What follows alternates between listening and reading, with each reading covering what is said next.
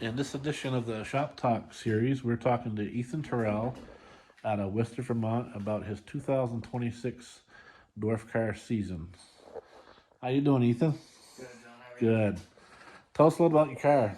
Did you build that? Did you buy it? This car is, kind of like a lot of dwarf cars. It's got a wicked long history. I think originally it was built in the late 90s, 99, but it could have been early 2000s.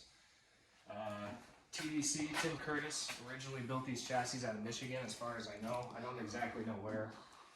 And this car raced in Michigan for, I want to say,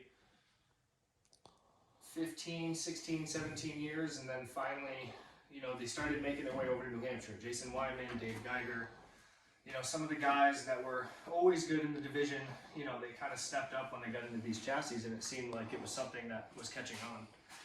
And this was the last one that I could find, so we talked to Eric Hoffman, who now owns what was Jacksport chassis. That was the first car that I ever bought, was a Jacksport. And there's a pretty cool story with that one too. But so I talked to Eric, and he hauled it out from Michigan through a snowstorm with basically just the chassis and some parts. And he gave me a rear end and a few small things, but when we got it, it was rough. It was, kind of a junkyard dog that needed a lot of love. So we got it sandblasted, brought it over to Jason Wyman, and he spent, a better part of a winter kind of getting the chassis dialed in to not only our motor, which is we run the Yamaha, and I was sticking with a 410 rear end. So with those two things, we kind of adapted this car to out here and to kind of the things that we ran, and it's been rocket fast ever since we've been able to hit the track with it. And what size motor do you guys run on these things? In our division, we're capped at 1,000 cc, so we're all running 4-cylinder motorcycle engines. A lot of guys run Gixxers, we run Yamahas, some guys run Hondas, and Kawasaki's as well. What's the difference between these dwarf cars and the dwarf car series that came to White Mountain? So as far as I know, there's, what basically the dwarf car division has always been, there's been a split. There's been 600s and there's been 1000s. The rules have changed throughout the years as far as I know, but the touring dwarf car division is 600 cc, so they're a smaller engine, but they produce, plenty of power. And it's really the same rules. As far as I know, there could be a couple things here or there with motors, but it's really the same platform, just a smaller engine. Now, one thing that I find unique about you and your car is your tire covers match the car. I think that's pretty cool. I just think that's a slick thing that you got going on there. So, kudos to you for making that look pretty neat. Sponsors. Let's talk about your sponsors. So from the beginning, I've had some pretty cool help. Todd Ziegler was actually a coworker of my mother's. This has always been a small family team kind of thing, and Todd was the first sponsor I ever had. So I got to shout out Todd Ziegler. He runs a kind of a funny sticker. We show it as Hanks. That's a German word for Mustang. That's kind of his thing. That's what he wanted. So he's helped me from the beginning. Sean and Hallie Nelson from J&S. Those guys helped a lot from the beginning. I've always tried to, support them as much as they support me. Those are the go-kart people, right? Yeah, I think those guys do a lot for the go-kart scene as well. And I think that's really, for the most part, that's it. Derek Holbrook, who does the Derek's Race videos, he's helped me a ton, and I try to support him as much as possible. Jason Wyman, Dave Geiger, all those guys, Andy Hill, while maybe not sponsoring, they've helped me a ton. I've noticed that I don't know what your deal is as far as your time to be at the track, but you're not there every race that they run. Yeah. I don't know why, but that's the way it is, I guess. But, Yeah. So with that said, what's your schedule looking like this year? Yeah, this year is probably going to be a limited schedule. We've got two, young girls that we've loved to introduce to the racetrack, and they've taken really well to it. One of your pictures of Peyton in the trailer is kind of a famous one that everybody's, appreciated over the years. And, as they grow up, we'll just see what the schedule brings. So we kind of, bring a loose attitude, and doing it kind of on our own, we're able to kind of maintain that and kind of race when we want and really try to manage that fun aspect for us. So we're gonna be there opening day for practice. We're gonna go see everybody, try to be there, shake it down, make sure everything's going well. We're gonna mess with some few changes. And we're gonna try to go maybe 3 or 4 races this year. We'll see if we can get a start like we did a couple years ago. It's more enticing to keep trying to make it, but we're gonna probably stay pretty limited. So you're a fairly small team, but you're pretty competitive when you're out there. So, with that said, who helps you out week to week? You must have a fan support, your family support, and all that. So Yeah. Like I said, this was kind of all started from friends and family, and my mom actually, we lost a bunch of family members who were kind of connected and brought us both into racing. And so, really, in my time getting into racing was kind of through this loss and a lot of time with her away from the track. So she started riding up with me in the truck, and it was just me and my mom. We'd go to the track, and she'd help me as much as she could. And my buddy Ty, Jason Pelkey, Shane, those guys would come when they could. And other than that, it's really just just us and the other guys in the dwarf car division. Jeff Ainsworth, Chad Dufour, all those guys, Jason, Dave, Andy. Everybody helps so much. So when I show up, I think the competitiveness that you are able to see from us, it's a total group effort, whether it's our family or the division as a whole. So that's one thing I want to say about the dwarf cars at White Mountain. I'm not disappointed by that class. I'm very entertained that they race well, and I guess the semi disappoint is there's not a lot of cars, Yeah. but they race really, really well. They're close. Yeah. You guys really put on a good show. I think the fans enjoy them. I'd like to see more cars, and I know they're out there. Yeah. It's just a matter of people that are going to show. So yeah, we've had kind of a dwarf cars are a funny division. It's you kind of got to try to keep it alive. Kind of, I think like short track racing, has that theme across the board in a lot of ways, and we've had kind of division ambassadors over the years, and Andy has kind of taken a hold, and he got us to Thunder Road. That was an amazing experience to be able to race there and do a few things, just as a division, and to try to keep things together and keep guys kind of getting their cars out of the shops and back to the track. It's the biggest goal that we have, and I can't thank you and all the people that support you to be able to do this series, to be able to come out and just expose the car for what it is and bring the interest back to to a heightened level that it was when I was a kid, because that's really what got me into racing. now you dabbled in the Tiger car briefly before you sold that to Logan, didn't you? Yep, I bought Brian Wall's old car from Grampy John Wall. He was those guys were just really, really amazing people, and can't thank him enough for just like the best opportunity I probably ever could have had to get in a car, and had a lot of support to do that. One of my neighbors, Josh Ledwith, super good guy. He helped me, my mom helped me. We did everything we could to make that deal happen and hit the track again with the help of basically my mom. And Tiger Cars was really, it's a dream to be able to for me to try anything that I can. And I would have loved to really try to put more into that, but we realized that we were kind of at a cap for support and help with the Tiger car. I think we could have done it, but at a competitive level that we wanted to try to maintain, it probably wasn't going to happen with just the hands that we had on deck. And I've always been a big supporter of that division. So I like to try to help my buddies out. Ty Delphia, he races now full time, and he's doing, coming up, getting better and better. Jason Pelkey, I've tried to help him and put as much time into helping those guys. And, racing for me is just a big supported effort. I try to help, everybody that I can. Ty, if you're going to watch this, make sure you zip your fire suit up in the pits. Nobody wants to see that bare chest. I just wanted to put that out there. He's pretty photogenic. Oh, he's something else. And he refused to do an interview. He said he had a face for radio or something like that. Yeah. He's big time.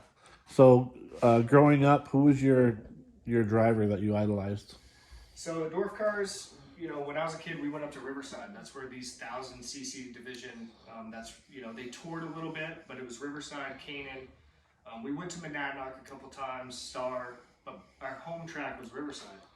And Dan Boldock and Jared Nelson they were from Worcester, family friends, and also just the dominant two, at that time. And that's really kind of how this number came about, was a culmination from those two guys.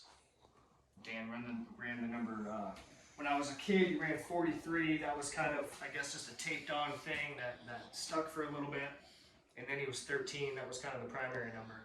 Jerry was number 27. So I took the 2 from Jerry, the 3 from Danny, made it 23. That's also the same day that's my birthday. So 23 seemed pretty fitting. And if it wasn't going to be one of those guys, it probably was going to be Bobby Labonte. And What month were you born? February. I'm September 23rd. All right. Oddly enough. So. Yeah. It's a good number. It's Yep. a good number. We always ask these people highs and lows. What's your high point? Man, it's kind of odd. I think for this division, I've honestly just rode a high, to be totally honest. You know, the beginning baby steps of learning that Jack Sport car and getting acclimated to the division and the guys in it. I was really just trying to earn respect and just, you know, kind of ease my way in and learn the cars. And so really the dwarf car division to me is just living out a pure dream. You know, it's everything. There's highs and lows to racing, but for me it's just every single podium, every time my kid screams from the fence, "Daddy, I see you," you know, that's a high. In the Tiger car, it was cool because just being to the track was awesome. But that car was going to be, you know, so much work to learn and to drive. And me and Ty Delphia, again, good friends. We had an opportunity to race side by side during a feature race with that car. It felt like 20 laps. And I actually gave him the fender, and his dad, Brian, gave me a lot of shit for it. And we laughed about it because we've been talking about racing together for a long time. And over the last 8 years, it all came together. So it's, you know, again, for me, racing is a lot of highs. So I'm really just blessed with that. Now, I have been thinking about asking different drivers this, and you're going to be the first one. So if you had the opportunity to work at a track, doesn't matter what track, what position would you want to do and why?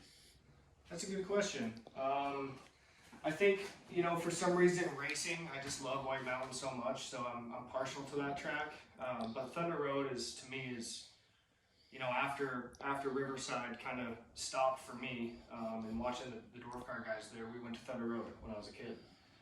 And I think probably seeing Dean Gallison, you know, kind of point those cars out on the track and be the guy that was really out on the track directing. And I know Nick Benoit kind of does a lot of that now. And I think that's probably where I'd want to be, is staging and seeing all the drivers, you know, ready to go right in that moment of action. And you know, I don't know as if I would want to run anything or be the guy to run the show, but somebody, you know, at a strong position like that can, you know, be face to face with drivers would be pretty cool. Now, I'll tell you, I work at both tracks now.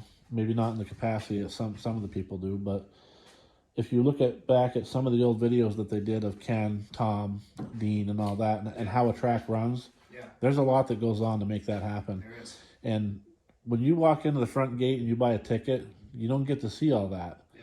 People don't understand how much effort goes in. I mean, from stocking the bathroom with toilet paper, ordering food, making sure they're speedy dry, tires. Yeah. You know, Eric Wright and Garrett Townsend, they work their asses off. Yeah, there's a lot that goes on with that. Well, and to have multiple hats too. Oh, definitely. You know, for 1 minute to do one thing and then transfer over and continue to help the show. Yeah, because like when they're done with tires, they're either in the infield Right. or they're running the wrecker. Right. When kids get ready, you know, whatever it may be, there's not a passing moment where anybody's just kind of hanging out, and that's where it's, you know, the passion behind it. That's where I just appreciate, you know, being at the track. It's, like I said, a dream come true for me. Anything else you want to add before we wrap up today? There's a couple cool things about the dwarf car division. Like I said, it's super, you know, personal to me. One cool thing is that Speedy Gonzalez up there might be recognizable to some people. That was ran on the back of Jerry's truck. He built a brand new Pro truck in 23. This one right here. And that's actually a race that he won with Speedy on the back. And when I was a kid, that was about the coolest thing in the world, to see a dwarf car running around the track full speed with Speedy Gonzalez on the back. I remember that cartoon. Back in the day, the dwarf cars were associated with kind of a cartoon character. Dan Bulldog, he was Taz, and I always thought that was the coolest thing in the world. So with the disassociation, or no longer having those cartoons associated with the car, I thought it would be cool myself when I had my Jack Sport to bring out Speedy Gonzalez and put them on the back and just, you know, show the kids something that maybe they've never seen. And one more cool thing is, this is a doorpost from the original JAKKSPORT car that I planned to buy. That was Jerry's last car that he never got to race. And Chad Dufort bought it. And basically the week before that I was gonna buy it. And it turned out kind of as a blessing that Chad kept that car around White Mountain for years. It just barely went to Michigan a couple years ago. And he gave me that doorpost for after years of not seeing it, and he gave it to my mom in the pits one day, so that was pretty special to us to have it back. And yeah, I just, you know, really cool division. I'd love to see the support grow and, you know, the car count grow, and just put on even more of a show. According to Dan Bulldog, he's the best driver that's ever lived. Nobody could beat Dan. So he was, you know, those guys were just crazy back in the day. It was a whole different ball game, and it's very similar now, but there's some different nuances. All right. Thanks, Tony. Appreciate you having me come out today. We wish you best of luck in 2026. We want to see this 23 car there every race. I know that's not going to happen, but it's a cool looking car, the flashy numbers, and you can wheel it. Hell yeah. Yeah, this thing's fast, and I think you could put probably anybody in it and probably do pretty well, but we're going to try to get everything we can out of it to get our first win. And like I said, I want to thank you and everybody that helps you. And I think it's Capital Concrete and Bruce Rancourt helps you get out here, and we want to thank him very much. So yeah, man, we're going to try to get this thing to the track and get it to the front. Thanks for your time today, bud. Thanks, John.